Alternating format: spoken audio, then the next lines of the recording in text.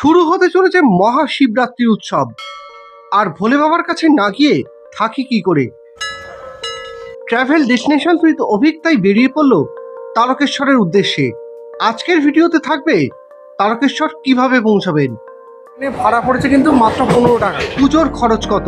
30 টাকা জল নিলাম। বাবা তারকনাথের আরতির সময় কি?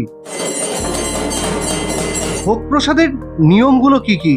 এর পর হচ্ছে বাবার ভোগ আরতি হয়। সঙ্গে থাকবে আরো অনেক তথ্য। তাহলে চলুন সময় নষ্ট না করে যাত্রা শুরু করি।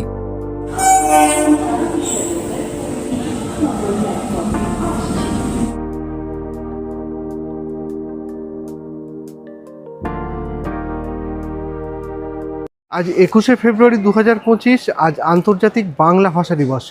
আমি গর্বিত, আমি বাঙালি। আমার বাংলা যে শুধুমাত্র শিল্প এবং সংস্কৃতির জন্যই পুরো ভারতের কাছে বা পৃথিবীর কাছে পরিচিত তা নয়, বাংলার আধ্যাত্মিকতার স্থানও কিছু কম নেই। তো চলুন আজকে আছে আমার সঙ্গে ঘুরতে বাংলার এক আধ্যাত্মিক স্থানে। চলুন ঘুরে আসি একসঙ্গে তারকেশ্বর থেকে।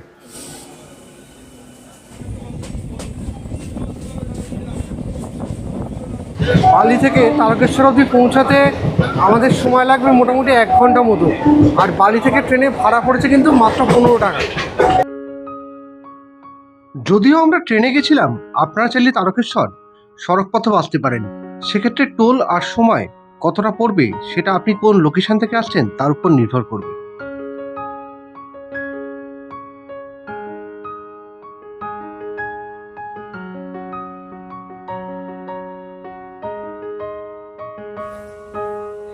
ট্রেন জার্নি বরাবরই আমার প্রিয়। আজ সকালবেলায় জানলার ধারে বসে হাওয়া খেতে খেতে জার্নিটা খুবই উপভোগ করছিলাম। প্রথম দিকে জার্নির সময় ট্রেন ফাঁকা থাকলেও যত স্টেশন এগোতে লাগলো ট্রেনে ভিড়ের পরিমাণ ততটাই বাড়তে লাগলো। শেওড়াফুলি পেরোনোর আগে অবধি ছিল চারপাশে শুধু জনবসতি আর কংক্রিটের জঙ্গল, আর শেওড়াফুলি পেরোনোর পর শুধু সবুজ আর সবুজ। এ যেন চোখের জন্য চরম শান্তি।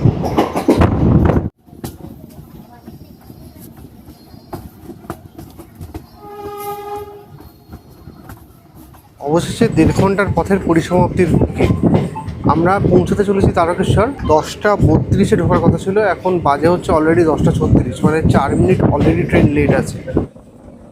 তারকেশ্বর স্টেশনে পৌঁছানোর পর আপনি প্রচুর পুরোহিত দেখতে পাবেন। আপনি চাইলে ওনাদের সঙ্গে কথা বলতে পারেন, বা আপনি যদি চান মন্দিরে পৌঁছে পুরোহিতের সঙ্গেও কথা বলে পুজো দিতে পারেন। তারকেশ্বর স্টেশনের বাইরে বেরোলে আপনি মন্দিরে যাওয়ার জন্য টোটো এবং রিক্সা পাবেন। রিক্সার ভাড়া 30 টাকা আর টোটোর ভাড়া মাথাপিছু 10 টাকা করে। তবে আপনি হেঁটে যেতে চাইলে হেঁটেও যেতে পারেন।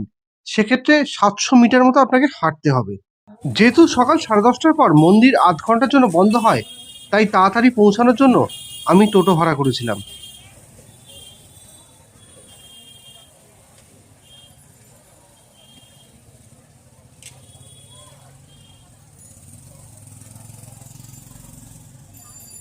অবশেষে পৌঁছালাম তারকেশ্বরের শিব মন্দিরের সামনে।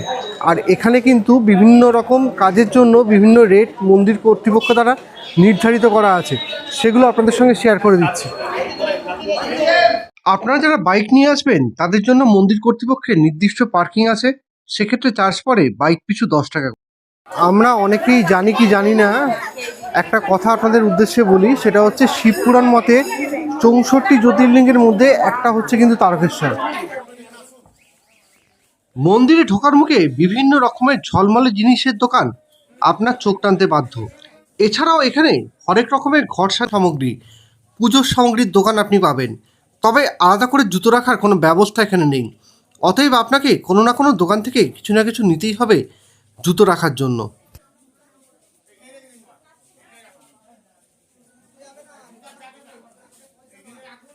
মন্দির খোলার সময় ভোর 4টে থেকে বাবাকে পরিষ্কার করে দিয়ে বাবার 4:30 থেকে বাবার হচ্ছে মঙ্গল আরতি হয়।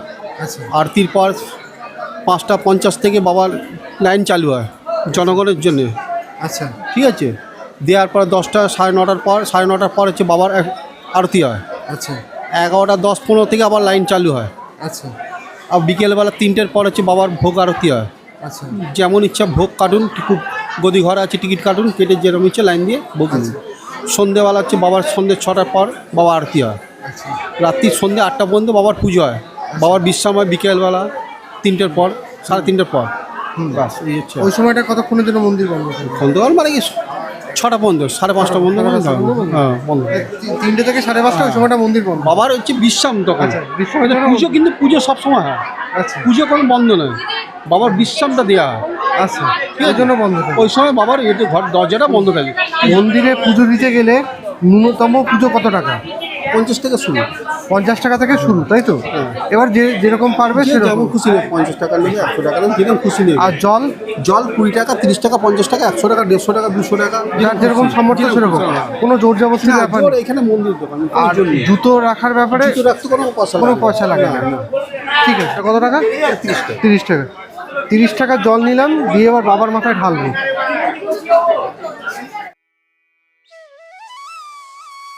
মন্দিরের উত্তরে অবস্থিত দুধপুকুর, যাতে ডুব দিলে পুণ্যার্থীদের মনস্কামনা পূর্ণ হয়, তাই দুধপুকুরে সবাই ডুব দিয়ে তারপর তারকেশ্বরের বাবার দর্শন করেন।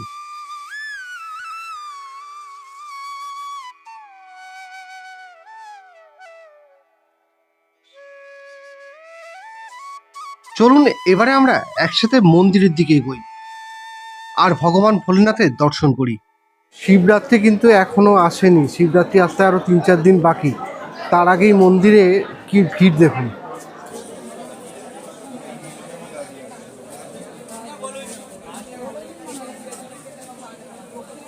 প্রায় 15 মিনিট লাইনে দাঁড়ানোর পর দেখলাম লাইন একটু এগোয়নি, তাই একবার বেরোলাম কি কারণে লাইন এগোচ্ছে না সেটাকে খুঁজতে।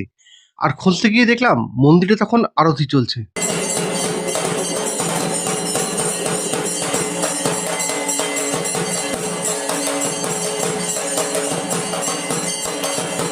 বর্তমান মন্দিরটি বিষ্ণুপুরের মল্ল রাজাদের তৈরি। মন্দিরটি 8 চালা স্থাপত্যে তৈরি। মন্দিরের বাইরে যেখানে ঢাক বাজছে সেটা হলো মন্দিরের নাট মন্দির।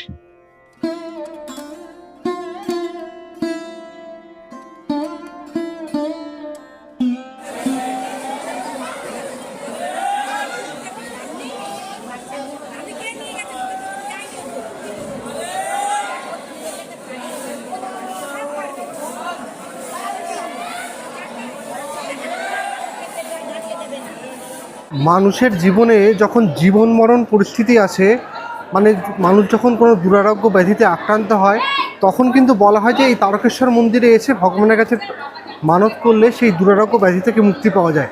তার কারণটা কি জানেন? তার কারণ হচ্ছে বাবা তারকনাথ হচ্ছেন যখন ভগবান মহাদেব, মানে ব্রহ্মা বিষ্ণু মহেশ্বরের মধ্যে যিনি সর্বশ্রেষ্ঠ রূপ ভগবান মহাদেব, মহাদেব যখন সমুদ্র মন্থনের পর অমৃত যেমন উঠেছিল তেমনি গরলও উঠেছিল, এবং সেই গরল কিন্তু ভগবান মহাদেব পান করেছিলেন, এটা আমরা সবাই জানি। ভগবানের সেই বিষাক্ত রূপটাই কিন্তু হচ্ছে বাবা তারকনাথ। আর ভগবানের কাছে মানত পূর্ণ হওয়ার পর কেউ ভগবানের কাছে এসে জল চড়ায়, আবার কেউ হচ্ছে পুজো দেয়, আবার কেউ কিন্তু এখানে দুধ পুকুরে স্নান করে তারপর গিয়ে ভগবানের কাছে দণ্ডি কাটে। তো যার যেরকম মানত থাকে সে সেরকমভাবেই মানত পূর্ণ করে, এবং ভগবান সদা জাগ্রত, তিনি কিন্তু তার ভক্তদের কাছে মন থেকে করা মানত অবশ্যই পূর্ণ করে থাকেন। মন্দিরে পুজো দেওয়ার পর বাইরে বেরিয়ে অনেক রকম নিরামিষ খাবারের দোকান পাবেন, যেখানে আপনি সকালের টিফিন থেকে দুপুরের ভাত আবার রাতের রুটি সবটাই পাবেন। বাবা তারকনাথের পুজো দেওয়া হয়ে গেছে, এবারে পেট পুজোর পালা। যদিও আমার বাড়ি বালিতে, কিন্তু রাস্তায় যেতে যেতে কচুরির গন্ধ কিন্তু টেনে আনলো দোকানের ভিতর। তো নিয়েছি কড়াইশুটির কচুরি, ছোলার ডাল আর একটা পান্তুয়া, এটা 40 টাকা প্লেট। এছাড়াও এনাদের এখানে ভাত পাওয়া যায়, আর এনাদের এখানে থাকার অ্যাকোমোডেশনও আছে। কচুরি কড়াইশুটির কচুরি, কিন্তু ডালটা কিন্তু ঠান্ডা।